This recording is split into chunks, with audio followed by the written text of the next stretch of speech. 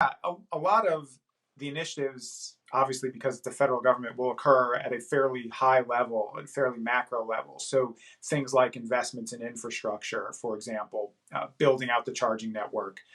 But there are also aspects of that consumers will feel more directly. So perhaps the return of different incentives to purchase fuel efficient vehicles or electric vehicles.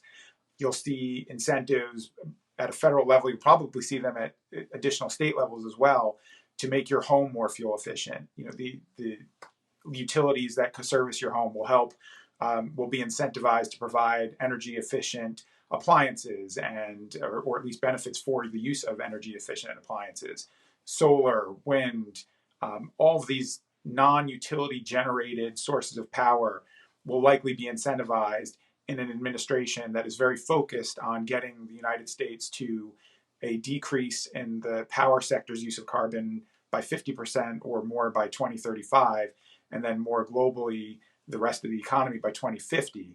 They're going to have these types of incentives at not just the sort of large scale level, but some of these, far from trickling down to the consumer level, will be directed at the consumer level. It's particularly true with an administration like this one that is very focused and has stated a focus on making sure that they are looking at everything they do through an environmental justice lens. So making sure that disadvantaged communities are not disadvantaged by the policies.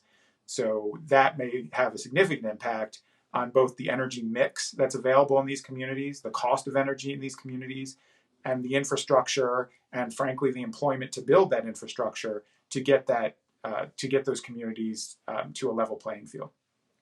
So, in terms of where businesses can benefit from the change in policy, I think, again, given the focus of this administration on climate initiatives, one of the areas where we'll see some real opportunity is in that infrastructure realm. So there will be federal funding available for infrastructure improvements. This could be to the electric grid, it could be to sources of energy, it could be to renewables, it could be to just shoring up existing energy supplies and how those are transferred and transmitted across the country. And so that money will help businesses that are trying to invest in these different energy sources. Again, the goal of this administration is to get us to a carbon neutral power sector by 2035 and then more globally by 2050.